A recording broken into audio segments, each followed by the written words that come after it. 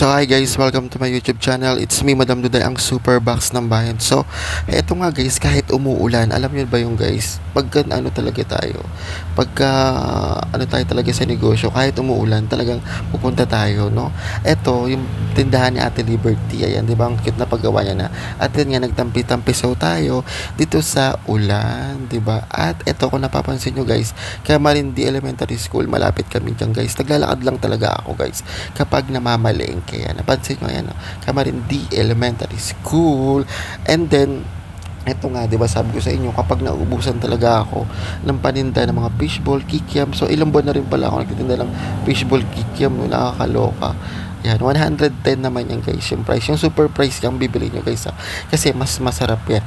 Pero talaga totally guys sa bayan, mas mura talaga siya. Ayun mga staff nila ate, no. So dito niya lang makita yun sa Kamarin Kiko. Pagbaba niyo dun sa may school guys, dun sila nakapwesto guys. So lahat naman may mga Hungarian. Ayan si ate, o, di ba? Chika-chika ako ni ate. So may Hungarian, ayan, o, di ba? Ayun, ngiti si Kuya.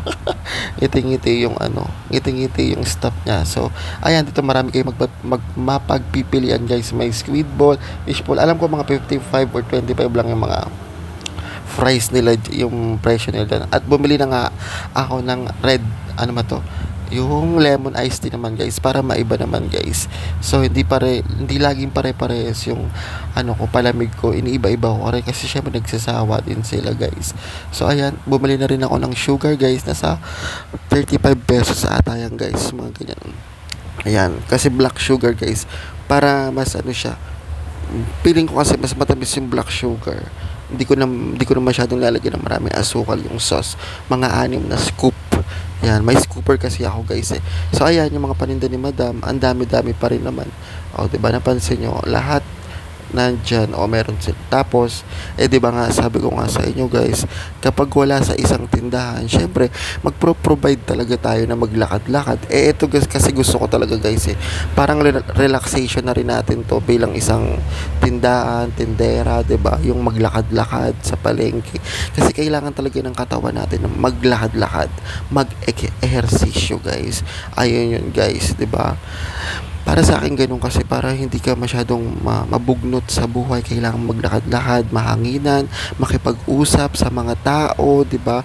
Makipagtsikahan. Tulad niya, nakita ko yung friend ko na si Fia, o 'di ba? Ganun lang naman yung buhay, guys. Huwag natin masyadong damdamin lahat. O iiyak tayo isang araw, 2 araw para lang ma-release, 'di ba? Kasi may mga problema na kailangan iiyak mo, 'di ba?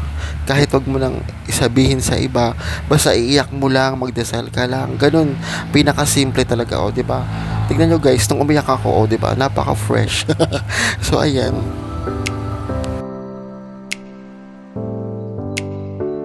So yan, tumambay ako dyan, pinagmasdan ko lang yung ano, Kamarin Kiko. Kung napapansin niyo yung Kamarin Kiko, sa halos araw-araw na punta ko dyan, ayan ang itsura niya, diba? Pagka nauulanan, o diba? Super fresh, walang mga kalat-kalat, diba?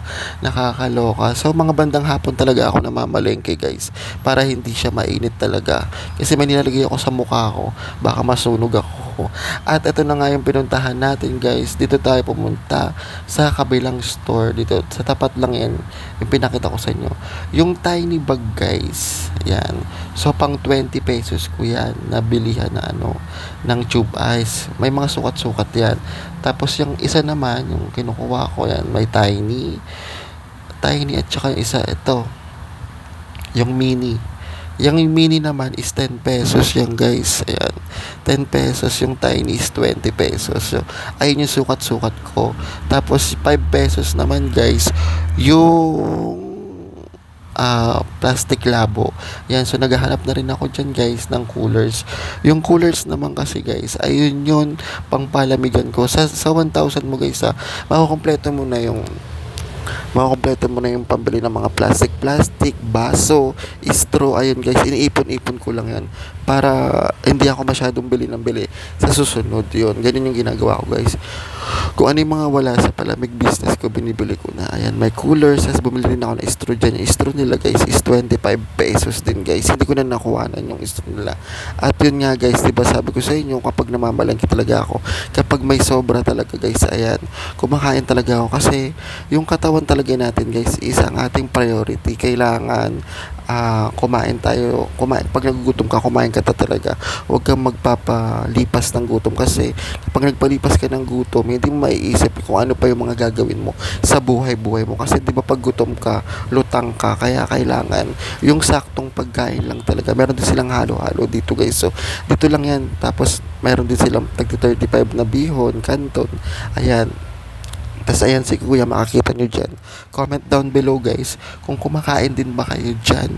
Yan. Kasi dyan talaga kumakain talaga. Ito yung serving nila ng kare-kare guys. Na 65 or 60 yan. Yung ano nila is 30 yata. Ayun. Tapos may bagoong nakasama. So ayun ang pinagagawa ni Madam. Pero kahapon ko pa yan guys. Ngayon ko lang na-edit guys. Kasi may ginawa ako.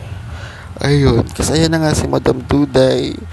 Pinapakita niya yung yan, yung kare-kare. Tapos, yung langka. Yan. Kasi alam ko, Bicolana rin yata yung may-ari niyan, guys. Kaya masarap. Tapos, syempre, may kape talaga tayo, guys. Kailangan ng kape. Pampagising talaga, guys. At syempre, kailangan dasalan natin yung pagkain para may nutrition. O, diba?